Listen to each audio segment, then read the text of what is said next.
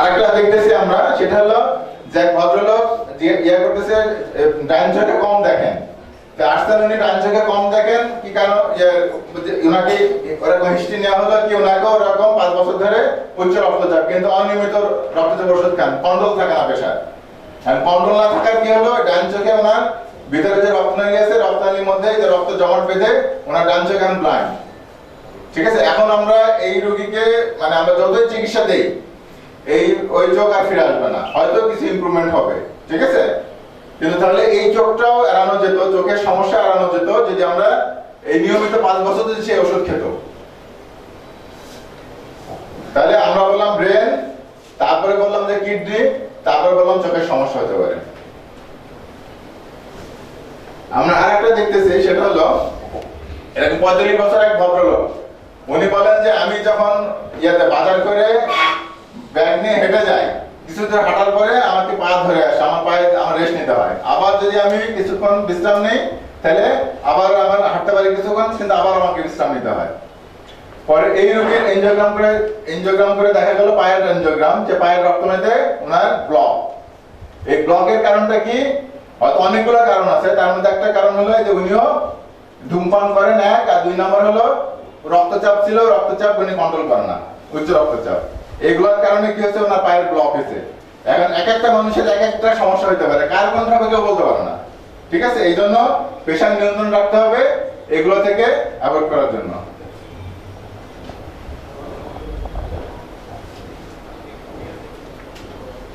আচ্ছা, আর হলো যে আরেকটা মানে হিস্ট্রি, সেটা হলো 38 বছর বয়স এক ভদ্রলোক আসছেন। উনি বলেন যে উনি যদি কিছু দূর হাঁটতে চায়, সিঁড়িতে উঠতে চায়, তাহলে বুকের উপর চাপ লাগে। ওনাকে হিস্ট্রি নেওয়া গেল, উনি এরকম প্রেশার ওষুধ দিচ্ছে, আরো ডাক্তার সাহেব দেখাইছে প্রেশার ওষুধ দিচ্ছে, কিন্তু প্রেশার নিয়মিত খায় না। এই উচ্চ রক্তচাপের কারণে কি হচ্ছে, ওনার এনজিওগ্রাম করলাম, এনজিওগ্রাম করার পরে ওনার হলো হার্টের রক্তনালীতে ব্লক। এই ব্লকের কারণে রক্ত যেতে পারে না, উনি অল্প কাজ করতে গেলে হাঁপায়, কষ্ট হয়, বুকে চাপ দিতে হয়। আবার যদি বিশ্রাম নেয় একতলায় উঠে, তাহলে আবার বুকটা ছেড়ে দেয়, বলে এরপর আবার দোতলায় উঠতে পারে, আবার দোতলায় উঠে বিশ্রাম নিতে হয়। তাহলে এই যে দেখা যাচ্ছে আমাদের হার্টের রক্তনালীতে ব্লক, পায়ের রক্তনালীতে ব্লক, তারপরে ব্রেন স্ট্রোক করা, তারপরে চোখে দেখে না, ঠিক আছে, কিডনির সমস্যা, এই সমস্ত কিছু হতে পারে কি যদি আমরা উচ্চ রক্তচাপ কন্ট্রোল না করি, রক্তচাপ যদি নিয়ন্ত্রণ না রাখি। সুতরাং রক্তচাপ নিয়ন্ত্রণ রাখা এতগুলো, এই যে আমি কথাগুলো বলতেছি এর মধ্যে কিন্তু যে আমাদের রোগীর কোনো না কোনো ভাবে দেখবেন এই যে আমি যে ইতিহাসগুলো বললাম, একজন দুজনের না, অসংখ্য রোগীর এই ইতিহাস। ঠিক আছে, আচ্ছা, ইনি একজন যে মহিলা 39 বছর বয়স, নামটা কারণ স্পেসিফিক না, নামটা কাল্পনিক, হ্যাঁ, নামটা ধরা দরকার নেই, যে কোনো রোগী হতে পারে, জাস্ট নাম দেওয়ার জন্য একটা নাম আর কি। 39 বছর বয়স, উনি বলছে গত 15 দিন যাবত উনি রাত্রে শোয়ার সময়, শোয়ার পরে রাত্রে যখন 10টার দিকে শোন, রাত্রে 12টা-1টার দিকে ওনার শ্বাসকষ্ট ঘুম ভেঙে যায়। উনি বিছানায় উঠে বসেন, উঠে পরে জানলা টানলা খুলে দেন, খুলে দেওয়ার পর ওনার মনে চারিপাশে কোনো বাতাস নেই, বাতাসের সংকট। উনি লম্বা লম্বা শ্বাস নিতে থাকেন, কিছুক্ষণ একটু হাঁটেন, বারান্দা পায়চারি করেন, আবার এসে বসেন, শোন, আবার ভোররাতে দেখুন ঘুম ভেঙে যায়। কি কারণে এটা? এই যে ওনার উচ্চ রক্তচাপ কন্ট্রোল না থাকার জন্য হার্ট ফেলার হয়েছে, ওনার হার্টের ফাংশন কমে গেছে। কমে যাওয়ার জন্য কি হচ্ছে, ফুসফুসে পানি জমতেছে, এই ফুসফুসে পানি জমার জন্য ওনার এই শ্বাসকষ্ট হচ্ছে। তাহলে এই যে হার্ট ফেলার হতে পারে কিসের জন্য? হার্ট ফেলার দ্বারাও এগুলো আপনার এই উচ্চ রক্তচাপ থেকে হার্ট ফেলার হতে পারে।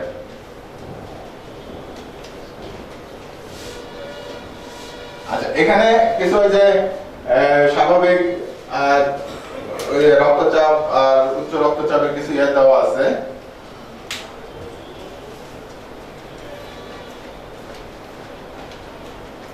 আচ্ছা, এখন হলো আমরা থিওরিটিক্যালি খুব বেশি যাব না, ঠিক আছে, থিওরিটিক্যাল আলাপ করেও লাভ নাই। আমরা যেগুলো বললাম যে ওইগুলো আমরা কিভাবে প্রতিকার পেতে পারি, আমরা কারণও জানলাম কিছু, আবার আমরা জানলাম যে কি কি সমস্যা হতে পারে, এই সমস্যা নিয়ন্ত্রণের জন্য কি কি করা উচিত।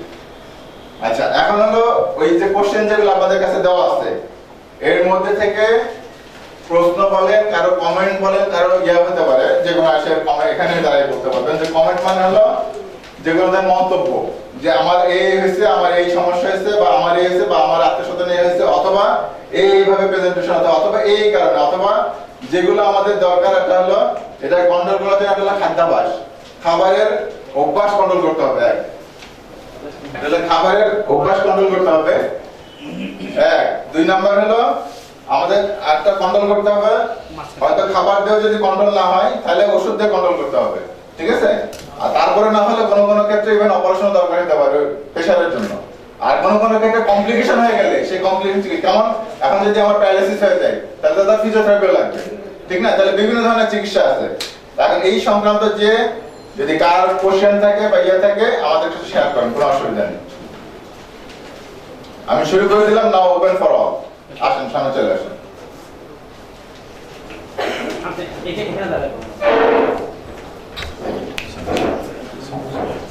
বিসমিল্লাহির রহমানির রহিম। আমি শ্রদ্ধেয় ডাক্তার সাহেবের কাছে আমার প্রশ্ন, হাই প্রেশার বংশগত রোগ কিনা?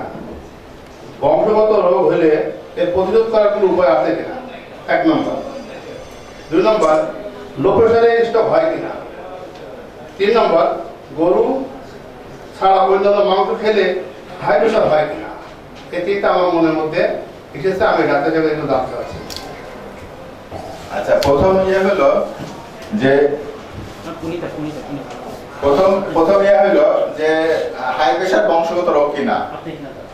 আমাদের উচ্চ রক্তচাপের যতগুলো কারণ আছে এই কারণের মধ্যে 95% কারণ অজানা আর 5% কারণ জানা। 5% কারণের মধ্যে কি বললাম, ওই যে হাইপোথাইরয়েড, ঠিক আছে, কিডনির সমস্যা, এইগুলো থেকে প্রেশার হতে পারে, এগুলো কারণ, এগুলো মাত্র 5%। আর 95% ক্ষেত্রে কারণ জানা যায় না। কারণ জানা যায় না, তখন কারণ কি বলি আমরা? তখন আমরা জিজ্ঞেস করি একটা হলো যে আপনাদের বাবা মার প্রেশার আছে কিনা। কারণ তার মানে হচ্ছে কি, তাহলে বাবা মার প্রেশার থাকলে সন্তানের প্রেশার হওয়ার সম্ভাবনা বেশি। এখন শুধু যদি বাবার হয় বা শুধু মায়ের থাকে তাহলে প্রেশার হবে, আর যদি বাবা মার দুজনের থাকে তাহলে সম্ভাবনা অনেক অনেক বেশি। আচ্ছা, সে থাকলে তাহলে করণীয় কি? যে আমি জানি আমার বাবা মা, অথবা বাবা হঠাৎ করে ব্রেন স্ট্রোকে মারা গেছেন, অথবা আমার বাবা প্রেশার ছিল হঠাৎ করে বুকে ব্যথা, তীব্র বুকে ব্যথা মারা গেছেন, অথবা ওনারা বেঁচে আছেন, হার্ট অ্যাটাক হয়েছে, বাইপাস হয়েছে বা রিং বসানো হয়েছে, অথবা ওনারা প্রেশার ওষুধ খাচ্ছেন, আমি ইতিহাস জানি, তাহলে আমার কর্তব্য কি? সাধারণত 30 থেকে 40 বছর বয়স, এই সময় প্রেশার আস্তে আস্তে বাড়তে থাকে। তাহলে আমার বয়স যখন 30 বছর হবে তখন আমি কি করব? মাঝে মাঝে 3 মাস অথবা 6 মাস পর পরে ডাক্তারের চেম্বারে যে প্রেশারটা চেক করাবো, নট ফার্মেসি। কথা বোঝা গেছে? আমরা, এটা গুরুত্বপূর্ণ জিনিস, আমরা ডাক্তারের চেম্বারে যে তারপর হলো প্রেশারটা চেক করাবো। চেক করানোর পরে হ্যাঁ কিছু কিছু হয়তো টুকটাক আমরা যদি ইয়ে হয় ওষুধ, মানে আলাদা ইউরিনারি টেস্ট বা একটা ক্রিয়েটিন টেস্ট এগুলো টুকটাক করতে পারি, কিন্তু প্রেশার উচ্চ রক্তচাপ আছে কিনা যেহেতু ফ্যামিলিতে আছে আমরা এটা চেক করবো। যদি চেক করাই তাহলে হয়তো আমরা এই যে যে দুর্ঘটনাগুলো করলাম এই দুর্ঘটনা থেকে আমরা এড়াইতে পারবো। আর লো প্রেশার স্ট্রোক হয় কিনা? আচ্ছা, লো প্রেশারে স্ট্রোক মানে হওয়ার সম্ভাবনা কম, আর লো প্রেশারটা সবসময় সাময়িক। কারণ একটা মানুষ লো প্রেশার নিয়ে দাঁড়াইতে পারবে না। লো প্রেশার, আমি একটা আইডিয়া হলো আমার লো প্রেশার হলো আমার ওষুধ খাইতে হবে, না তুমি চলতে ফিরতে পারবো না। তাহলে লো প্রেশারে তো দীর্ঘমেয়াদী না হলে তো কোনো রোগ হবে না, দীর্ঘমেয়াদী রোগ। সুতরাং লো প্রেশারে আপনার স্ট্রোক হওয়ার সম্ভাবনা খুব কম, ঠিক আছে? আবার নরমাল প্রেশার সাথে ডায়াবেটিস আছে বা অন্যান্য সিগারেট খায় তাহলে তাকেও ব্রেন স্ট্রোক হতে পারে। কিভাবে? তার হয়তো ব্রেনের মধ্যে ওই যে রক্তনালী জমাট বেঁধে ব্রেন স্ট্রোক হতে পারে। গরু ছাড়া অন্যান্য মাংস খেলে কি হাই প্রেশার হয় না? মানে কি কোশ্চেনটা কি, গরু খাওয়া যাবে কিনা? গরু খাওয়া প্রশ্ন রাখছে যে গরু মাংস খাওয়া যাবে কিনা। আচ্ছা, গরু মাংস খাওয়া যাবে কিনা, আচ্ছা সেই বিষয়ে রেড মিট বা মাংসের ব্যাপারে আসলে প্রেশারের ব্যাপারে যে বললাম, যদি আমি 1 থেকে 10 নম্বর কারণ বলি খাবারের ব্যাপারে, সে 1 থেকে 10 বা 20 বলেন 30 বলেন, সেটা লবণ। গরু মাংসের ভূমিকা খুব কম। আপনি যদি মাত্রাতিরিক্ত যে কোনো জিনিস খান সেটাই খারাপ।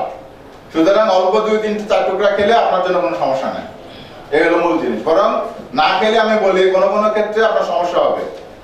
কারণ যারা ভেগান, একটা টার্ম আছে ভেগান, ভেগান মানে হলো যারা কোনো ধরনের কোনো মিট খায় না এবং মিট প্রোডাক্টস, মানে আপনার কোনো প্রাণীর প্রোডাক্ট মানে ইভেন দুধও খাবে না, দ্যাট আর কল্ড, একটা যাদের ভেজিটেরিয়ান আর একটা বলে ভেগান। এই যে ভেগান গ্রুপ যারা আছে এই গ্রুপের মধ্যে কিছু ভিটামিন ডেফিসিয়েন্সি হয়, ভিটামিন এ, ডি, ই, কে, ঠিক আছে? এই যেগুলো ফ্যাট সলুবল ভিটামিন আছে বা এগুলো তাদের শরীরে যায় না, ফলে তারা বেশ কিছু রোগে ভোগে। এই জন্য অল্প করে গরু মাংস বলেন, খাসি মাংস বলেন, যে কোনো মাংস বলেন, যেটা যার ধর্মে অ্যালাউ করে বা যেখানে অ্যালাউ করে আপনারা খেতে পারবেন, কিন্তু পরিমিত ভাবে। Thank you very much. আলহামদুলিল্লাহ। হ্যাঁ, যে কারো মানে প্রশ্ন করবেন অথবা যে কোনো কমেন্ট আসেন।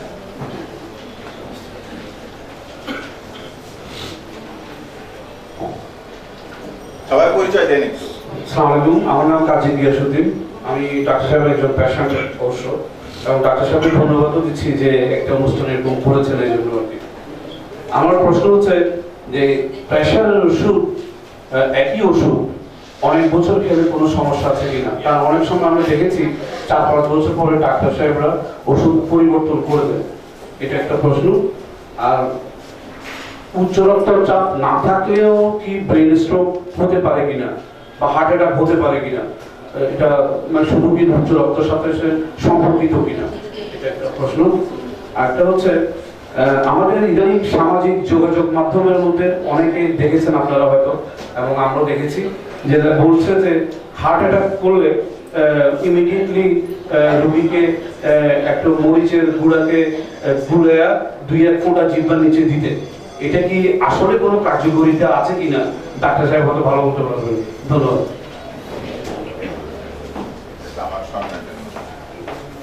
আচ্ছা, প্রথম কথা, একই ওষুধ অনেক বছর খেলে কোনো সমস্যা আছে কিনা।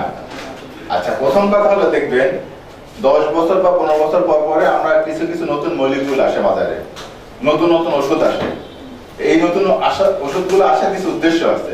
প্রত্যেকটা ওষুধের কিছু না কিছু সাইড এফেক্ট থাকতে পারে, কম আর বেশি। এই সাইড এফেক্ট গুলো মিনিমাইজ করার জন্য, কমানোর জন্য মার্কেটে নতুন নতুন ওষুধ আছে, নতুন ওষুধ আবিষ্কার হয়। এখন নতুন ওষুধ যেগুলো আবিষ্কার হয় সেগুলো যখন আসে, এখন আমি যখন দেখি ওনার এই সমস্যাটা আছে, তখন কি করতে হয়? আমাকে ওষুধ চেঞ্জ করতে হয়, যেহেতু নতুন ওষুধ আছে। বা কোনো কোনো ক্ষেত্রে কিছু কিছু দীর্ঘ সময় ধরে কিছু ওষুধ খেলে কিছু কমপ্লিকেশন ডেভেলপ করে। আমি একটা উদাহরণ দিচ্ছি। আমাদের প্রেশার নিয়ন্ত্রণ করার জন্য কিছু ওষুধ আমরা ডায়াবেটিক্স বলি, থায়াজাইড ডায়াবেটিক্স। থায়াজাইড আপনার নাম শুনে থাকবেন অনেকে যদি প্রেশার ওষুধ ব্যবহার করেন, থায়াজাইড। আচ্ছা, বা ন্যাট্রিলিক্সেসাই, ইন্ডাপামার, এই গ্রুপের ওষুধের কিছু কিছু ক্ষেত্রে দেখা যায় একটা কোনো কোনো ডায়াবেটিক রোগী ডায়াবেটিস বাড়াইতে পারে। এই জন্য আমরা মাঝে মাঝে চেক আপ করে দিই। দুই হলো এদের হলো ইউরিক অ্যাসিড বাড়াইতে পারে। দেখা যায় হঠাৎ করে 2 মাস খাওয়ার পরে পায়ে গিরাফলা নিয়ে আসছে, এটা হতে পারে। আচ্ছা, 3 নম্বর হলো কিছু কিছু মেটাবলিক ডিসঅর্ডার হয়, পটাশিয়াম কমে যায়, শরীর দুর্বল লেগে যায়। বলে যে একদম 1 মাস ওষুধ খাওয়ার পরে বা 7 দিন ওষুধ খাওয়ার পরে রোগী বলে আমি আর হাঁটতে পারি না, পটাশিয়াম কমে গেছে। এখন যদি এই রোগীর এই সমস্যা দেখা যায়, তাহলে কি করবো? তাহলে আমাদের উচিত হবে রোগীকে চেঞ্জ করে দেওয়া ওষুধ। ঠিক আছে? তখন ওষুধ চেঞ্জ করে দিয়ে আমরা যে ওষুধটা কি হলে ওনার পটাশিয়াম কমাবে না, যে ওষুধটা ওনার ডায়াবেটিসকে বাড়াবে না, অথবা যে ওষুধটা আমাকে ইউরিক অ্যাসিড বাড়াবে না, সেই ওষুধটা আমরা তখন ওনাকে চুজ করে দিই, তখন চেঞ্জ করে দিই। এক। আচ্ছা, 2 হলো ব্রেন স্ট্রোকের সাথে উচ্চ সম্পর্ক। হ্যাঁ, উচ্চ রক্তচাপ ছাড়াও ব্রেন স্ট্রোক হতে পারে। একটা রোগের কোনো রিস্ক ফ্যাক্টর নাই। রিস্ক ফ্যাক্টর বলতে কি বুঝি আমরা? একটা উচ্চ রক্তচাপ, 2 হলো ধূমপান। এটা হলো যে বয়স বাড়তেছে, even 50, 60, 70 বছর বয়স, কোনো রিস্ক ফ্যাক্টর নেই। তারপর হলো ডায়াবেটিস, স্মোকিং, এই যে কয়টা, আর রক্তের চর্বি, কোলেস্টেরল, এগুলো যাদের বেশি আছে এদের হার্ট অ্যাটাক হওয়ার, ব্রেন স্ট্রোক হওয়ার, কিডনি সমস্যার ঝুঁকি বেশি। কিন্তু এইগুলো যদি না থাকে করো, তাহলে কি হবে না? হতে পারে। কাদের? ওই যাদের ফ্যামিলি হিস্ট্রি পজিটিভ, স্ট্রং। কেমন? যাদের 40-45 বছর বয়সে কি হয়েছে, বাবা মারা গেছে, কিভাবে হার্ট অ্যাটাক হয়, ব্রেন স্ট্রোক হয়। অথবা যাদের চাচা বা ভাই আর্লি বয়সে মারা যায়, কিভাবে হার্ট অ্যাটাক হয়। এই সব রোগীদের ক্ষেত্রে, এই সব যাদের হিস্ট্রি আছে, তাদের সতর্ক থাকতে হবে। কেন সতর্ক থাকতে হবে? আমি মানে বা আমাদের এনজিওগ্রাম করে দেখা গেছে এদের রক্তনালী কি থাকে, রক্তনালীগুলো অনেক সময় অ্যাবনরমাল ডাইলেটেশন থাকে, রক্তনালী ব্লক না থাকে, ডাইলেটেশন থাকে। এই রক্ত ডাইলেটেশন কোন কোন ক্ষেত্রে রক্ত যাওয়ার সময় বেশি ডাইলেটেশন থাকে, রক্ত স্লো হয়ে যায়। স্লো হয়ে গেলে রক্ত জমাট বাঁধে, হার্ট অ্যাটাক হতে পারে। ঠিক আছে? এই শুধু এইগুলা। এই ভাই আসেন, এই আসেন ওই চেয়ারটা।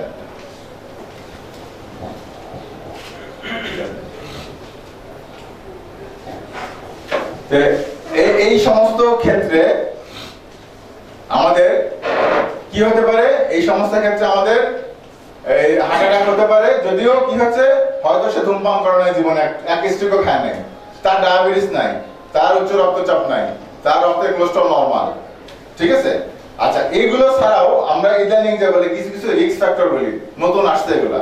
এরপরে হোমোসিস্টিন একটা জিনিস, দেখবেন মাঝে মাঝে আমি হোমোসিস্টিন পরীক্ষা করাই। হোমোসিস্টিন যাদের বেশি থাকে, এইসব গ্রুপের হোমোসিস্টিন থাকলে তাদের হার্ট অ্যাটাকের ঝুঁকি বাড়ে, যদি এইসব রিস্ক ফ্যাক্টর নাই। এই জন্য হোমোসিস্টিন থাকলে বেশি থাকলে হোমোসিস্টিনের কিছু ওষুধ আছে, এগুলো খেয়ে তাকে মানে চলতে হবে।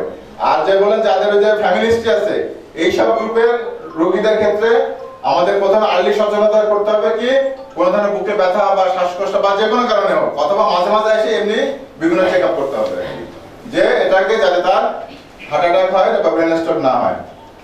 আচ্ছা, হার্ট অ্যাটাকে মরিচের গুঁড়া, আচ্ছা স্বাভাবিকভাবে আসলে ডেফিনিট কোনো ধরনের কোনো এটার কোনো ইয়ে নেই, উপকারিতা নেই।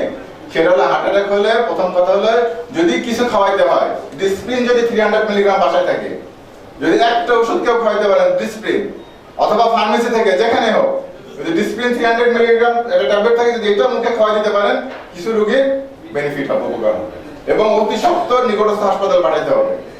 হাসপাতালে যদি এর ফ্যাসিলিটিস নাও থাকে, আমার হলো ট্রিটমেন্ট করা স্টেটোকাইনেস বনাম ওষুধ দেওয়ার ফ্যাসিলিটি নাও থাকে, হাসপাতালে যদি শুধু মরফিনটা দিতে পারে যায়, অনেক সদর হাসপাতাল ইভেন অনেক হেলথ কমপ্লেক্সে মরফিন সাপ্লাই আছে বা পেশেন্ট সাপ্লাই, মরফিনটা দিলে তার বুকের ব্যথাটা কমবে। যত বুকের ব্যথা কমবে তত এই রোগের বাঁচার সম্ভাবনা বেশি থাকবে, কমপ্লিকেশন কম হবে।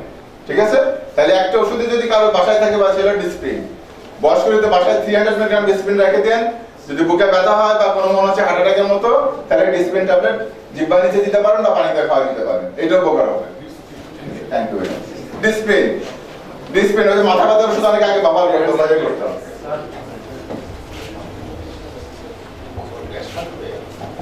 আসসালামু আলাইকুম। আমার কোশ্চেন হচ্ছে রক্তচাপ যেহেতু রক্তের একটা প্রেসার রক্তনালীতে, তাহলে আমার কোশ্চেন হচ্ছে যে শরীর থেকে রক্ত কমিয়ে ফেললে রক্তচাপ কি কমবে?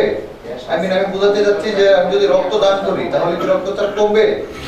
আর আমি পার্সোনালি যেহেতু আমি হাই প্রেসারের রোগী, আমি রক্ত দান করতে গিয়েছি, কিন্তু যেহেতু আমার হাই প্রেসার আছে আমার রক্তটা নেওয়া হয় না, কখনই আমার রক্তটা নিতে চায় না। আচ্ছা, কেন এটার কোশ্চেন? ওনাদের থিওরি হচ্ছে যে আমার প্রেসার ফল করতে পারে, এইজন্য ওনারা রক্ত নেয় না। আমার সেকেন্ড কোশ্চেন হচ্ছে, আমি একটা আর্টিকেলে পড়েছি একজন মানুষ দৈনিক 5 গ্রাম লবণ খাইতে পারে, তাহলে কতটুকু লবণ মানে চামচ হিসেবে কতটুকু? 1 চামচ দৈনিক 5 গ্রাম। হ্যাঁ, এক খেতে পারবে কিনা? হ্যাঁ, খেতে পারে। মানে না, কোশ্চেনটা কি যে এই 5 গ্রামও খাবে কিনা, মানে 5 গ্রাম না খেলে উপকার আছে কিনা? না, 5 গ্রাম খেতে পারবো কিনা, না খেলে সমস্যা। আচ্ছা আচ্ছা। আর থার্ড কোশ্চেন হচ্ছে ব্যথার ওষুধ ওরাল এবং একটা করে আনসার করি, নালে মানে এখন তো বয়সের তো শর্ট টার্ম মেমোরি ইয়ে হচ্ছে আর কি, বা লং টার্ম।